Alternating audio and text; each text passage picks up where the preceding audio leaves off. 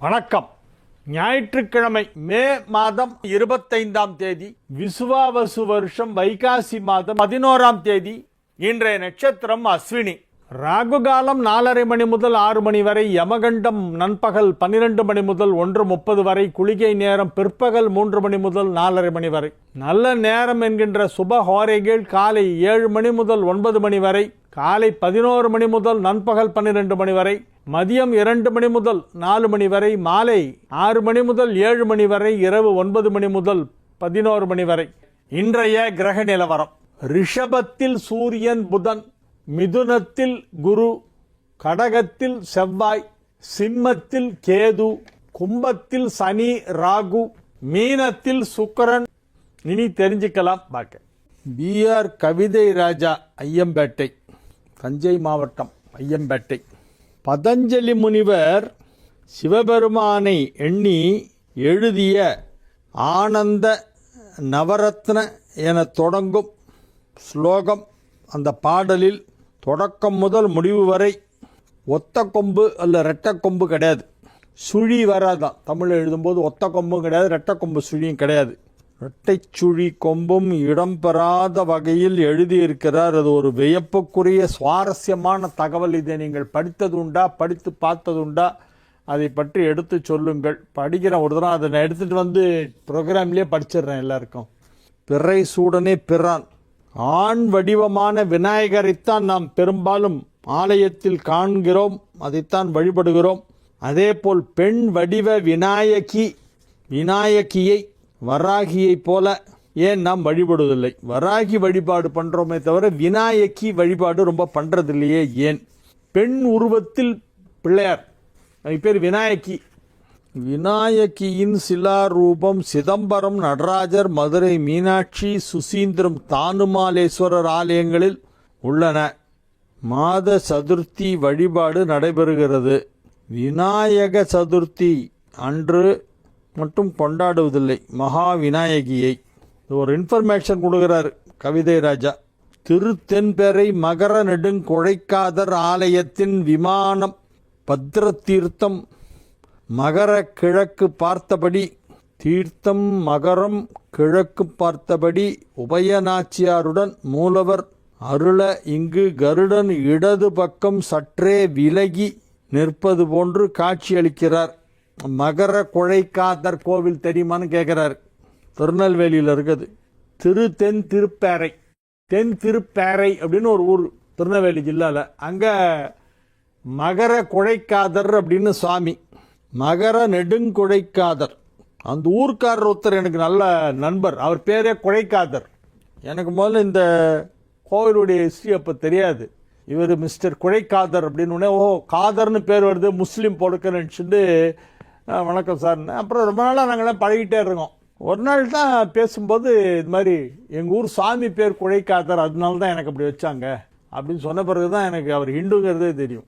மகர குழைக்காதர் கருடன் இடது பக்கம் சற்றே விலகி நின்று காட்சி தர, பழங்காலத்தில் விதர்ப்ப தேசத்து அரசர் தன் விதர்ப்ப தேசத்தில் 12 ஆண்டு மகிழடியில் மழையில்லாமல் பஞ்சம் ஏற்பட இத்தலத்தை வேண்ட பஞ்சம் நீங்கியது. பூமாதேவி தன் அழகால் கர்வம் கொண்டபோது துர்வாச முனிவரை மதிக்காததால் சாபமடைந்து மீண்டும் பெற தேவி வழிபட்ட தலம். அதோடு சுக்கிரஸ்தலமும் ஆகும். நவகிரகங்களில் சுக்கிரனுக்கு உரிய தலம் தென் திருப்பேரை. அதாவது திருநெல்வேலியில் ஒரு நவகிரக ஸ்தலம் இருக்கு. எப்படி கும்பகோணத்தில் நவகிரக ஸ்தலம் இருக்கோ அதே மாதிரி திருநெல்வேலி ஜில்லாவில் ஒரு நவகிரக ஸ்தலம் இருக்கு. அதை நான் ஒரு நாளைக்கு சொல்றேன் இந்த நிகழ்ச்சியில். அடுத்த வாரத்தில் ஒரு நாள் அந்த நவகிரக ஸ்தலங்கள் திருநெல்வேலி மாவட்டத்தில் என்னென்ன அப்படிங்கிறத சொல்றேன். அதில் 2 தினசு இருக்காங்க. ஒன்று 9 சிவஸ்தலங்கள் இருக்கு, இன்னொன்று 9 பெருமாள் கோயில் இருக்கு. நவ திருப்பதின்னு பேர் அந்த பெருமாள் கோயிலுக்கு பேரு. நவ திருப்பதிங்கிறது எல்லாமே விஷ்ணு ஸ்தலங்கள். நவ கைலாயம்னு இருக்கு 9 கோவில், அதெல்லாம் சிவன் கோயில். இது எல்லாமே நவகிரகத்தோடு தொடர்புடையது. 9 சிவன் கோவில், 9 விஷ்ணு கோவில், இதெல்லாம் நவகிரக தொடர்புடைய கோவில்கள். சூரியனுக்கு இந்த கோவில், சந்திரனுக்கு இந்த கோவில், செவ்வாய்க்கு இது, புதனுக்கு இதுன்னு அதில் அந்த ஸ்தல லிஸ்டே இருக்குது. அதை நான் ஒரு நாள் எடுத்துகிட்டு வந்து இங்கே படிக்கிறேன். பிறை சூடனே பெருமான், பிஆர் கவிதை ராஜா மேலே ஹெட்டிங் போடுறார். பிறை சூடனே பெருமான். பிறை சூடனே யார்? விடையேறுமங்கள் பரமன். நான் அவர் அப்படி தான் சொல்லுவேன். சிவனை பற்றி சொல்லும்பொழுது நான் விடையேறுமங்கள் பரமன் அப்படின்னு தான் சொல்லுவேன். இவரை ஆசியாவின் மிகப்பெரிய விநாயகர் யார் தெரியுமா? சொல்லுங்கள், நீங்கள் தான் சொல்லுங்கள். நீங்கள் சொன்னீங்கன்னா அதை அப்படியே எடுத்து மக்களுக்கு எடுத்து சொல்லிடுறேன் நான். யார்? பிஆர் கவிதை ராஜா, ஐயம்பேட்டை. ஆசியாவின் மிகப்பெரிய விநாயகர் கோவை மாவட்டம் புளியங்குளம் ஊரில் 19 அடி உயரம், 11 அடி நீளம், 10 அடி அகலம், 190 டன் எடையுள்ள முந்தி விநாயகர் என பெயர் கொண்ட இந்த விநாயகர் தான் ஆசியாவிலேயே மிகப்பெரிய விநாயகர். முதலில் விநாயகருக்கு மோதகம் படைத்தவர் வசிஷ்டர். இது அவர் சொல்ற இன்ஃபர்மேஷன். வசிஷ்ட மகரிஷியின் இல்லாள் அருந்ததி விநாயகருக்கு மோதகம் படைத்து அருள் பெற்றாள். நல்ல இன்ஃபர்மேஷன்லாம் கொடுக்குறார். விநாயகர் உருவ பெற்றவர் பொருதுண்டி முனிவர். தும்பிக்கையுடன் விநாயகரைப் போலவே இருப்பாராம். துண்டி முனிவர்னு ஒரு முனிவர். வரேண்யா என்ற மன்னருக்கு விநாயகர் உபதேசித்து செய்யப்பட்டதை கணேச கீதை என போற்றப்படுவதுடன் கணேச கீதை கேட்பின் வரேண்ய மன்னர் கணேசருடன் 2 கலந்து விட்டார். இந்த வரேண்ய மன்னர் கணேச கீதை கேட்டு அப்படியே பிள்ளையாரோட ஒன்னா மிங்கில் ஆயிட்டார், கலந்துட்டார், 2 கலந்து விட்டார். பெண்கள் ருத்ராட்சம் அணியலாமா? அணிவதாக இருந்தால் எத்தனை முகம் போட்ட ருத்ராட்சம் பெண்கள் அணிய வேண்டும்? பூங்கோதை பேச்சிமுத்து, கேஎன் பாளையம், சத்தியமங்கலம். பெண்கள் ருத்ராட்சம் அணியலாம், தவறு கிடையாது. பெண்கள் ருத்ராட்சம் அணியலாம். ஆனால் அவங்க பீரியட்ஸ் டைமில் கழட்டி வச்சிடணும். அப்புறம் 4வது நாள் குளிச்சுட்டு அதையும் கழுவிட்டு எடுத்து போட்டுக்கணும். பீரியட்ஸாக இருக்கும்போது மட்டும் ருத்ராட்சத்தை கழட்டி வைக்கிறது நல்லது. ருத்ராட்சம் போட்டுக்கிட்டு செய்யக்கூடாத விஷயங்கள் என்னென்ன அப்படின்னா 2 தான். நான்வெஜ் சாப்பிடக்கூடாது, பீரியட்ஸாக இருக்கிறவங்க கிட்ட வரக்கூடாது. பெண்களுக்கு தீட்டு மாதம் தீட்டுன்னு வருது இல்லையா, அது இயற்கை. அது அந்த டைமில் ருத்ராட்சத்தை கழட்டி வச்சிடணும். தண்ணியில் ஒரு டம்ளரில் போட்டு வச்சுட்டு கூட 3 டேஸ் கழிச்சு அதை எடுத்து போட்டுக்கலாம். இல்லை வச்சுட்டு அப்புறமா கழுவிட்டு எடுத்து போட்டுக்கலாம் 3 டேஸ் கழிச்சு. மற்ற நேரத்தில் பெண்கள் ருத்ராட்சம் அணியலாம். அதே மாதிரி அசைவ உணவு சாப்பிடும் பொழுது ருத்ராட்சத்தை கழட்டி வச்சுட்டு சாப்பிடுங்க. நான்வெஜ் சாப்பிட்றவங்களா இருந்தால், நீங்கள் நான்வெஜ் பிரியர், உங்களால் நான்வெஜ் சாப்பிடாமல் இருக்க முடியாதுன்னா அந்த டைமில் ருத்ராட்சத்தை கழட்டி வெளியில் எங்கேயாவது வச்சுருங்க. சாப்பிட்டு வந்த பிறகு மறுநாள் காலையில் குளிச்சுட்டு அதை போட்டுக்கலாம். எந்தி சாப்பிடக்கூடாது ருத்ராட்சம் போட்டுக்கிட்டு. பெண்களாக இருந்தால் பீரியட்ஸ் டைமில் ருத்ராட்சத்தை கழட்டி வச்சிடணும். மற்ற நேரத்தில் எல்லாம் போட்டுக்கலாம். கணவன் மனைவி சேர்ந்து இருக்கும்போது கூட பெட்ரூமில் ருத்ராட்சம் போட்டுட்டு படுக்கலாம், தப்பு கிடையாது. ருத்ராட்சம் பாக்கி எந்த நேரத்திலையும் கழட்ட வேண்டிய அவசியம் கிடையாது. துக்க வீட்டுக்கு போனாக்கா கழட்டணும், டெட் பாடி கிட்ட போகும்போது கழட்டணும். அது ஒன்று. துக்க நிகழ்ச்சியும் போது கழட்டணும், அசைவம் சாப்பிடும்போது கழட்டணும், பெண்கள் பீரியட்ஸ் டைமில் கழட்டணும். மற்ற எல்லா நேரத்திலையும் ருத்ராட்சம் போட்டுக்கலாம். ஆண்களும் போட்டுக்கலாம், பெண்களும் போட்டுக்கலாம். பெண்களுக்கு ஒத்தப்பட 3 முகம், 5 முகம், 7 முகம்லாம் போட்டால் நல்லது. மீன் வளர்த்தால் ஐஸ்வர்யம் என்று சொல்கிறார்கள், உண்மையா? அப்படிலாம் ஒன்றும் கிடையாது. மீன் வளர்க்குறது உங்களுக்கு ஒரு பொழுதுபோக்கு. நீங்கள் வேணால் வச்சுட்டு கலர் மீனெல்லாம் தொட்டியில் வச்சு வளர்த்து அது உள்ள புழுலாம் போடுவாங்க. அதுக்கு தண்ணி க்ளீன் பண்ணுறதுக்கெல்லாம் இதெல்லாம் வச்சுருப்பாங்க, பைப்பெல்லாம் வச்சுருப்பாங்க. நிறைய பேர் அதை ஒரு பொழுதுபோக்காக பண்ணிகிட்டு இருக்காங்க. ஹாபி, மீன் வளர்ப்புங்கிறது ஹாபி. வீட்டில் பெரிய ஹால் இருக்கிறவங்கலாம் சென்டரில் ஒரு மீன் தொட்டி வச்சுட்டு அதில் கலராக மீனெல்லாம் போட்டுருவாங்க. கோல்டன் ஃபிஷ் எல்லாம் இருக்கும். வரவங்கெல்லாம் அதை அப்படியே ஆச்சரியமாக பார்ப்பாங்க. அது நீங்கள் உங்களால் அதுக்குன்னு டைம் ஸ்பெண்ட் பண்ண முடியும்னா பண்ணலாம். பட் அது ஜோசியத்துக்கும் அதுக்கும் ஒன்றும் சம்மந்தம் இல்லை. மீன் வளர்த்தால் தோஷம் நிவர்த்தி ஆகுமா? அப்படிலாம் ஒன்றுமே கிடையாது. பெரிய வணிக நிறுவனங்கள், ஹோட்டல், கடைகள் மற்றும் வீடுகளில் மீன் தொட்டி வைத்து வளர்க்கின்றார்கள். அப்படி வளர்ப்பதனால் மீன்கள் உறக்கம் கொள்வது இல்லை. அது எந்த நேரமும் விழிப்புடன் இருப்பதால் நம்மை பார்க்கிறது. நம்மை மீன்கள் பார்ப்பதால் எதிர்மறை சக்திகள் குறைகின்றன என்கிறார்கள். அப்பெல்லாம் ஒன்றும் கிடையாது சார். சும்மா ஒரு அழகு, ஒரு ஹாபி. மீன் தொட்டி வச்சுக்கிறது ஒரு ஹாபி, ஒரு அழகு. அதை உங்களால் நல்லா க்ளீன் பண்ணணும். வாட்டர்லாம் அது ரீசைக்கிள் மாதிரி பண்ணணும். வாட்டரை ஒரே தண்ணியிலே வச்சிருக்கூடாது. அந்த மீனுக்கு உணவு என்ன சாப்பிடுமோ அதெல்லாம் நீங்கள் அந்த புழுலாம் வாங்கி போடணும். அதுக்கு அதெல்லாம் ப்ராப்பராக அந்த மீன் தொட்டி மெயின்டைன் பண்ண முடியும்னா மீன் வளர்க்கலாம். அதுக்கும் ஜோசியத்துக்கும் ஏதோ பெருசாலாம் கனெக்ஷன்லாம் கொடுத்து எல்லாம் பேசுறது நிறைய பேர் சொல்கிறாங்க. நான் கூட பார்த்தேன், மீன் வளர்த்தா அவங்களுக்கு உங்கள் ராசிக்கு நல்லது, மீன ராசிக்கு மீன் வளர்க்கணும் அப்படின்னாரு ஒருத்தர். அப்படிலாம் ஒன்றும் கிடையாது, நான்லாம் ஒத்துக்க மாட்டேன். போர் அடிக்குது மீன் வளர்க்குறேன்னா வளர்த்துக்கோ, தப்பு இல்லை. பட் அதையும் ஜோசியத்தையும் கொண்டு லிங்க் பண்ணாதீங்க. ஒளிமயமான எதிர்காலம்.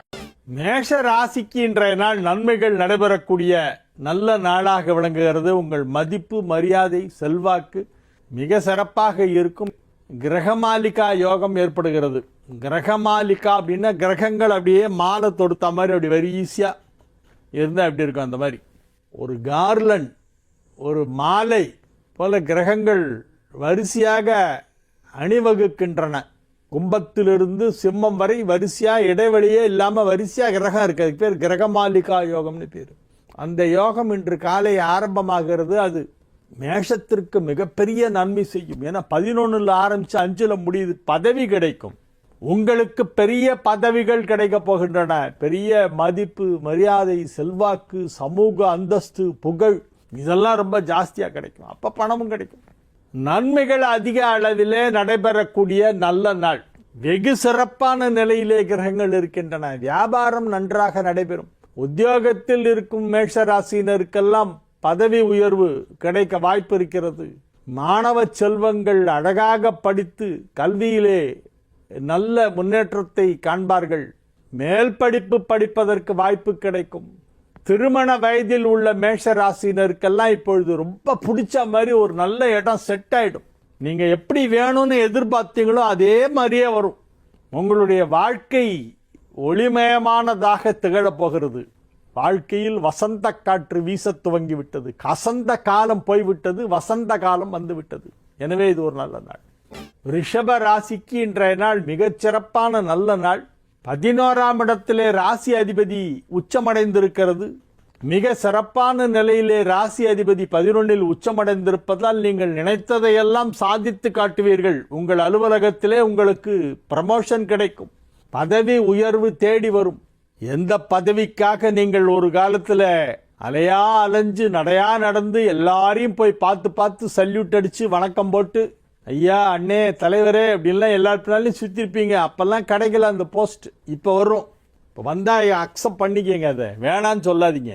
கடவுள் நமக்கு எதையாவது கொடுத்தால் அதை நாம் வாங்கி கொள்ள வேண்டும். நமக்கு அவ்வளோதான் மொத்தம். நமக்கு வேற ஒன்றும் கிடையாது. we are all beggars, we are not choosers. if God gives something we have to accept it.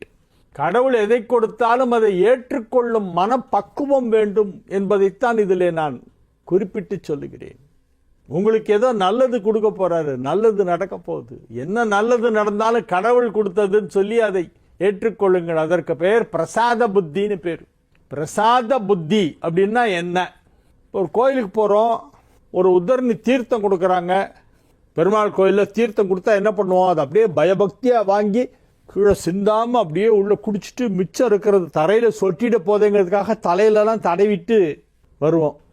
Sir இந்த தண்ணி ஆர்ஓ வாட்டரா, கார்பரேஷன் வாட்டரா, கிணத்து தண்ணியா, இதில் என்னமோ ஒரு வாசனை வருது, அதில் என்ன போட்டிருக்கீங்க, பச்சை கற்பூரமா, குங்குமப்பூவா? இப்படி யாராவது கோயிலில் போய் கேட்கறது உண்டா? கிடையாது, கேட்க மாட்டான். அது சாமி பிரசாதம், கோயிலில் கொடுத்த தீர்த்தம், பயபக்தியாக வாங்கி குடிச்சிட்டு தள்ளிட்டு போயிட்டே இருப்பான். அதே போல இறைவன் நமக்கு எதை கொடுத்தாலும் அது ஏன், எதற்கு, எப்படி, அதில் என்ன இருக்கு, இதை ஏன் கொடுத்தாரு, ஏன் இவ்வளவு கொடுத்தாரு அப்படின்லாம் கடவுளை கேட்கக்கூடாது. அவர் கொடுப்பதை ஏற்றுக்கொள்ள வேண்டும். அப்படி ஏற்றுக்கிட்டோம்னா நம்ம வாழ்க்கை நல்லா இருக்கும். இன்னைக்கு அந்த மாதிரி ஒரு நல்ல வாய்ப்பு உங்களுக்கு வரப்போகிறது, அதை ஏற்றுக்கொள்ளுங்கள். மிதுன ராசிக்கு இன்றைய நாள் நன்மைகள் நடைபெறக்கூடிய நல்ல நாள். 9ஆம் இடத்திலே சனி ராகு, 10ஆம் இடத்திலே சந்திரன் சுக்கிரன், 12ஆம் இடத்திலே சூரியன் புதன், ராசியிலே குரு, 2ஆம் இடத்திலே செவ்வாய், 3ஆம் இடத்திலே கேது. காலை 10:51 சந்திரன் 10ஆம் இடத்திலிருந்து 11ஆம் இடமான மேஷத்திற்கு வருகிறது. எல்லா விதமான நன்மைகளும் நடைபெறப் போகின்ற நல்ல நாளாக இந்த நாள் இருக்கும். மாணவர்கள் வெகு சிறப்பாக கல்வியிலே முன்னேற்றம் காண்பார்கள். திருமணத்திற்காக வரம் தேடிக் கொண்டிருக்கும் மிதுன ராசியினருக்கெல்லாம் இப்பொழுது மனதிற்கு பிடித்தாற்போல் நல்ல மனவாழ்க்கை அமையப் போகிறது. வியாபாரிகளுக்கு புதிதாக சந்தை விரிவாக்கம் ஏற்படும். You will find new markets, new buyers for your market. மிகச் சிறப்பான சந்தை விரிவாக்கம், எக்ஸ்பேன்ஷன் ஆஃப் மார்க்கெட் மிகச் சிறப்பாக இருக்கும். நன்மைகள் அதிக அளவிலே நடைபெறப் போகின்ற நல்ல நாள். எந்த விதமான வியாபாரம் செய்து கொண்டிருந்தாலும் சரி, ஒரு இடத்துல வாங்கி இன்னொரு இடத்துல விற்கிற ட்ரேடிங் பிஸ்னஸ் அல்லது ஓன் மேனுஃபேக்சரிங் அல்லது கமிஷன் ஏஜென்சி அல்லது வெறும்ன கன்சல்டன்சி, இந்த மாதிரி எந்த மாதிரியாக இருந்தாலும் சரி, என்ன தொழிலாக இருந்தாலும் சரி, உங்கள் தொழிலில் பெரிய முன்னேற்றம். உங்கள் தொழிலில் நீங்கள் தான் ராஜா. 10 குடைவனே ராசியில் உட்காண்டிருக்கு, 5 குடைவன் 10ல் உச்சம். அப்போ நீங்கள் உங்கள் தொழிலிலே கொடிகட்டி பறக்க போகிறீர்கள் என்று அர்த்தம். உத்தியோகத்தில் உள்ள மிதுன ராசியினருக்கெல்லாம் பதவி உயர்வு நிச்சயம் கிடைக்கும். கடக ராசிக்கு இன்றைய நாள் நல்ல நாள்.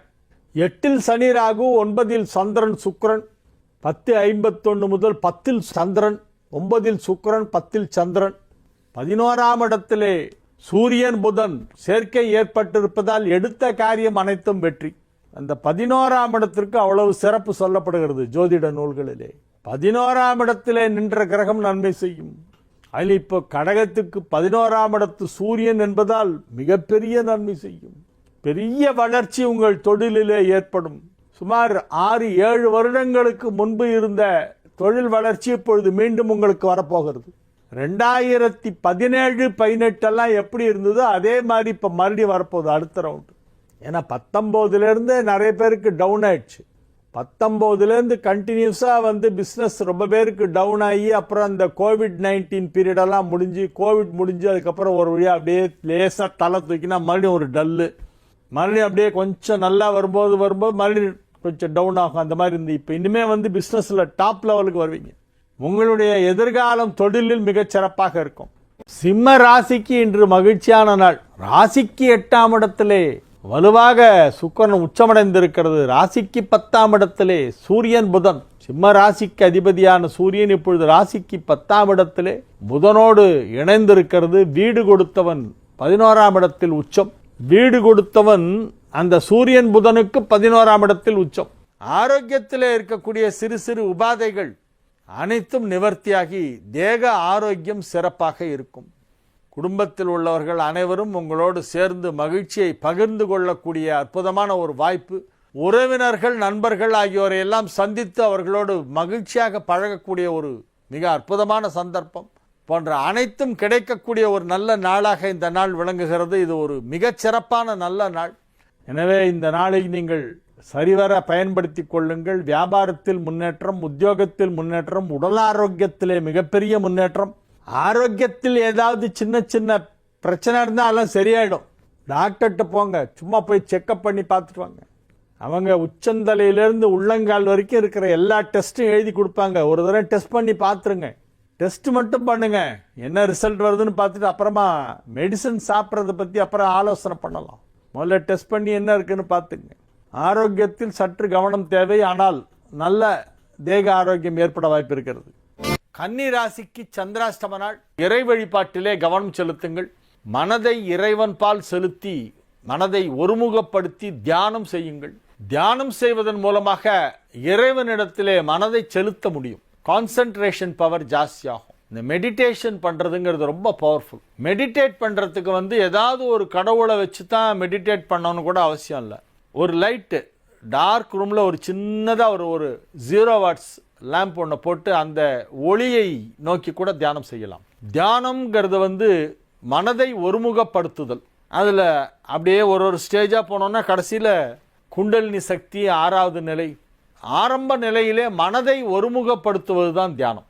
அந்த ஒளி உங்களுக்குள் வெளிச்சத்தை கொடுப்பது போல நீங்கள் கற்பனை செய்து கொண்டு தியானத்தை ஆரம்பிக்க வேண்டும். இன்றைய நாள் சந்திராஷ்டமம் என்பதால் நீங்கள் தியான பயிற்சி மேற்கொள்ளுங்கள். இருந்தாலும் உங்களுடைய கடமைகளை நீங்கள் செய்து வரலாம். கடமையாற்றுவதில் எந்த தட்டுப்பாடும் கிடையாது, கட்டுப்பாடு கிடையாது. நீங்கள் உங்களது கடமைகளை தவறாமல் செய்து வாருங்கள். பண விஷயத்திலே சற்று எச்சரிக்கையாக இருக்க வேண்டும். வெளியிலே செல்லும் பொழுது விலை உயர்ந்த பொருட்களை எடுத்து செல்ல வேண்டாம். ஞாபக மறதி காரணமாக எங்கேயாவது வைத்து ஏதாவது பொருள் தொலைந்து போகலாம். ஆகவே சற்று எச்சரிக்கையாக இருக்க வேண்டும். துலா ராசிக்கு இன்றைய தினம் மிகச் சிறப்பான நல்ல நாளாக விளங்குகிறது. ராசி அதிபதி 6ஆம் இடத்திலே உச்சமடைந்திருக்கிறது. 7ஆம் இடத்திற்கு சந்திரன் வருகிறது காலை 10:51. 9ஆம் இடத்து குரு ராசியை பார்த்து கொண்டிருக்கிறது. எனவே நன்மைகள் அதிக அளவிலே நடைபெறக்கூடிய நல்ல நாளாக துலா ராசிக்கு இன்றைய நாள் விளங்குகிறது. துலா ராசி அன்பர்கள் இன்றைய தினம் சந்தோஷமாக இருப்பார்கள், ஆரோக்கியமாக இருப்பார்கள். மகிழ்ச்சியான நல்ல நிகழ்ச்சிகளிலே கலந்து கொள்ளக்கூடிய நாளாக இந்த நாள் விளங்கும். உற்சாகமாக காணப்படுவீர்கள். பழைய நண்பர்களை எல்லாம் சந்தித்து அவர்களோடு கலகலப்பாக பழைய நினைவுகளை எல்லாம் மலரும் நினைவுகளாக போட்டு பேசுவீங்க. 1975 ஞாபகம் இருக்கா? நம்மளாம் சேர்ந்து ஏதோ ஒரு சினிமாவுக்கு போனோமே, சஃபேர் தியேட்டரில் ஒரு படம் பார்த்தோமே, ஞாபகம் இருக்கா அப்படின்னு எல்லாம் பழைய கதையெல்லாம் சொல்லுவோம். 75 சஃபேர் தியேட்டர்ல படம் பார்த்தலாம் அப்போ ஞாபகத்துக்கு வரும். ப்ளூ டைமண்டில் எல்லாம் ஞாபகம் இருக்கா அப்படிமா. காலையிலேருந்து சாயந்தரம் வரைக்கும் உட்காந்து படம் பார்ப்போமே, ப்ளூ டைமண்ட் தியேட்டர் ஞாபகம் இருக்கா? இந்த மாதிரி ஏதோ பள்ளிக்கூட காலத்திலே மாணவர்களோடு சேர்ந்து நீங்கள் மகிழ்ச்சியாக இருந்த நினைவுகளெல்லாம் மீண்டும் வந்து உங்கள் மனதிலே நினைவலைகள் போல் மோதிக்கொண்டிருக்கும். அதனால் நீங்கள் மகிழ்ச்சி அடைவீர்கள். சுமார் 50 ஆண்டுகளுக்கு பிறகு பழைய நண்பர்களை எல்லாம் சந்தித்து அவர்களோடு மகிழ்ச்சியாக மனம் விட்டு பேசக்கூடிய ஒரு சந்தர்ப்பம் ஏற்படும். அதனால் மனதிலே உள்ள சுமை இறங்கிவிடும். நன்மைகள் அதிக அளவிலே நடைபெறக்கூடிய நல்ல நாள். விருச்சிக ராசிக்கு இன்றைய நாள் மகிழ்ச்சியான நாள். திருமண வயதில் உள்ள விருச்சிக ராசினருக்கெல்லாம் கல்யாணம் நிச்சயம் ஆயிடும். டேட் கன்ஃபார்ம் ஆயிடும். இன்னைக்கு குழந்தை பாக்கியம் தாமதமாகி கொண்டிருப்பவர்களுக்கு இப்பொழுது குழந்தை பாக்கியம் ஏற்படும். வியாபாரத்தில் நல்ல முன்னேற்றம், உத்தியோகத்தில் மிகப்பெரிய முன்னேற்றம். வியாபாரத்தை பெரிய அளவிலே விரிவுபடுத்துவதற்கு தேவையான எல்லா வசதிகளும் வந்து அமையும். சொல்லி வச்ச மாதிரி எல்லாம் நடக்கும். எனவே மிக மிக சிறப்பான நல்ல நாள். குடும்பத்தில் சுப நிகழ்ச்சிகள் நடைபெறும். குடும்ப வாழ்க்கை மகிழ்ச்சியாக இருக்கும். மாணவர்கள் அழகாக படித்து நன்றாக மதிப்பெண் வாங்கி மேல் படிப்பிற்கு செல்வார்கள். 7ஆம் இடத்திலே உள்ள சூரியன் புதன் ராசியை பார்த்து கொண்டிருப்பதால் கல்வியிலே நல்ல முன்னேற்றம் ஏற்படும். விருச்சிக ராசியிலே உள்ள வியாபாரிகளுக்கு இன்னைக்கு ரொம்ப நல்லா இருக்கும். நல்ல வியாபாரம் ஆகும். புதிதாக யோசனைகள் எல்லாம் தோணும் உங்களுக்கு. அதெல்லாத்தையும் செயல்படுத்துவீர்கள். உங்களுடைய பிஸ்னஸை வந்து நீங்கள் பெரிய அளவில் விரிவுபடுத்துவதற்கு தேவையான எல்லா விஷயங்களும் இப்போ நடக்கும். தனுசு ராசிக்கு இன்றைய நாள் நல்ல நாள். 7ஆம் இடத்திலே குரு அமர்ந்து கொண்டு ராசியை பார்த்து கொண்டிருக்கிறது. திருமணத்திற்கான வியாழ நோக்கம் வந்துவிட்டது. திருமண வயதில் உள்ள தனுசு ராசி ஆண்கள் பெண்களுக்கெல்லாம் இப்ப கல்யாணம் நிச்சயமாகும். குடும்ப வாழ்க்கை மகிழ்ச்சியாக இருக்கும். கணவன் மனைவிக்கிடையே நல்ல கருத்து ஒற்றுமை ஏற்படும், நல்லிணக்கம் ஏற்படும், புரிந்து கொள்ளுதல் ஏற்படும். திருமணமாகாதவர்களுக்கு திருமணம் இப்பொழுது தேதி முடிவு செய்யப்படும். மகிழ்ச்சியான நல்ல நிகழ்ச்சிகளிலே கலந்து கொள்வீர்கள். குடும்பம் அமைதியாக இருக்கும், மகிழ்ச்சியாக இருக்கும். குடும்பத்தில் உள்ள பெரியவர்களுக்கு நல்ல மரியாதை கிடைக்கும். வயதில் மூத்தவர்களை மதிப்பார்கள். சில குடும்பத்தில் மதிக்க மாட்டாங்க. அதனால தான் சொல்கிறேன், உங்கள் குடும்பத்தில் வயதில் மூத்தவர்களை மதிப்பார்கள். எனவே உங்களுடைய மதிப்பு மரியாதை அதிகரிக்கும். மகிழ்ச்சியான நல்ல சூழ்நிலையிலே நீங்கள் வாழ்ந்து கொண்டிருக்கின்ற அற்புதமான நேரம். வேலை பார்க்கும் அலுவலகத்திலிருந்து ஒரு நல்ல செய்தி வந்து சேரும். மீண்டும் பணியமர்த்தப்படுகின்ற வாய்ப்பு இப்பொழுது இருக்கிறது. ஆக நன்மை செய்யும் கிரகங்கள் அனைத்தும் நல்ல நிலையில் இருக்கக்கூடிய ஒரு நல்ல நாள் என்பதால் நன்மைகள் அதிக அளவிலே நடக்கும். நன்மை செய்யும் கிரகங்களும் வலுவாக இருக்கின்றன, தீமை செய்யும் கிரகங்களும் வலுவாக இருக்கின்றன. உங்களுடைய ஜனனகால ஜாதகம் சிறப்பாக இருந்தால் இப்போ நன்மைகள் அதிகமாக நடக்கும். ஆஞ்சநேயரை இந்த மாதிரி நேரங்கள்லாம் நம்ம தினசரி ஒரு 108 பிரதர்ஷனம் தொடர்ந்து ஒரு மண்டலம் பண்ணுங்க, ரொம்ப நல்லா ஆயிடுவீங்க. டெய்லி 108 சுத்தணும் ஆஞ்சநேயர் சன்னதி. அந்த மாதிரி 45 டேஸ் பண்ணுங்க. எந்த கிரகம் எங்கே இருந்தாலும் கட்டுப்படும். ஏதாவது ஒரு நல்லது நடக்கும். மிகப்பெரிய பிரச்சனையில் இருக்கும் போதெல்லாம் அந்த மாதிரி பண்ணினாக்கா அது வந்து ரிலீஃப் கொடுத்துரும். வட இந்தியாவெல்லாம் பார்த்தா செவ்வாய்க்கிழமை இன்னைக்கு ஹனுமான் மந்திரில் ஒரே கூட்டமாக இருக்கும். அந்த மாதிரி ஆஞ்சநேயர் வழிபாடு செவ்வாய்க்கிழமையில் பண்ணுறது ரொம்ப விசேஷம். ஹனுமான் சாலிசா படிங்க, சுந்தரகாண்டம் படிங்க. இல்லைன்னா ராம் ராம்னு சொல்லிட்டு இருங்க, போகிறோம் ஆஞ்சநேயர் நல்லது பண்ணுவார். எங்கெல்லாம் ராமநாமம் ஒலிக்கின்றதோ அங்கெல்லாம் அனுமார் வருவதாக ஐதீகம். எத்திர ரகுநாத கீர்த்தனம் தத்திர தத்திர கிருதமஸ்த காஞ்சலிம் பாஷ்பவாரி பரிபூர்ணலோச்சனம் மாருத்தியம் நமதராட்சசாந்தகம். அந்த ராமபிரானின் திருநாமத்தை சொன்னாலே அனுமாருடைய அருள் கிடைக்கும். மகர ராசிக்கு இன்றைய நாள் நல்ல நாள்.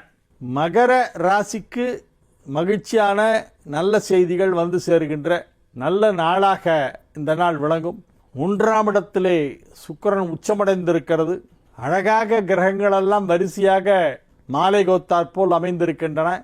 2லிருந்து 8 வரை கிரகங்கள் வரிசையாக இடைவெளி இல்லாமல் அமைந்திருக்கின்ற கிரகமாலிகா யோகம் ஏற்பட்டிருக்கிறது. எனவே மகர ராசிக்கு இது அதிக நன்மை செய்யக்கூடிய நல்ல கிரக அமைப்பு. எனவே வியாபாரத்தை சிறப்பாக நடத்துவீர்கள். உத்தியோகத்தில் உள்ளவர்கள், அலுவலகத்தில் பணியாற்றுபவர்களுக்கெல்லாம் இப்பொழுது பெரிய அளவிலே பதவி உயர்வு கிடைப்பதற்கு வாய்ப்பு இருக்கிறது. உங்களுடைய அலுவலகத்தில் பெரிய சேஞ்சஸ் எல்லாம் நடக்கும். மேலதிகாரிகளாக இருந்தவர்கள் வெளியே போயிடுவாங்க. ஒரு குரூப் அப்படியே மொத்தமாக கிளம்பி வெளியே போயிடுவாங்க, வேற ஏதோ ஒரு கம்பெனிக்கு மாறிடுவாங்க. அப்போ அந்த மேலே இருக்கிற காலி இடத்தெல்லாம் நிரப்பணும்ல, அது என்ன பண்ண முடியும்? கீழே இருக்கிறவனெல்லாம் எலிவேட் பண்ணாதான் மேலே இருக்கிற வேக்கன்சி எல்லாம் ஃபில் பண்ண முடியும். அந்த மாதிரி ஒரு சுச்சுவேஷன் வந்துடும். அப்போ வேறு வழியே இல்லாமல் உங்களெல்லாம் ப்ரமோட் பண்ணி ஆகணும். நீங்கள் மேலதிகாரி ஆகிடுவீங்க. அந்த மாதிரி ஒரு சுச்சுவேஷன் வரப்போது வேறு வழி இல்லாமல் அவங்க எல்லாரையும் ப்ரமோஷன் கொடுத்து பெரிய ஆஃபீஸராக ஆகிடுவாங்க. உங்கள் அலுவலகத்திலே நல்ல மாற்றங்கள் எல்லாம் வரப்போகின்றன. அது உங்களுக்கு நன்மை பயக்கும். கும்ப ராசிக்கு இன்றைய நாள் மிக சிறப்பான நாள். 5ல் குரு வந்துருச்சு. ஆனால் இனிமேல் உங்களை யாரும் கையிலேயே பிடிக்க முடியாது. 5ல் குரு கெஞ்சினாலும் கிடைக்காதும்பாங்க, அது வந்துருச்சு உங்களுக்கு. எனவே பெரிய பெரிய பதவிகள் எல்லாம் கிடைக்க போகின்றன. குடும்பத்தில் சுப நிகழ்ச்சி நடைபெறப் போகிறது.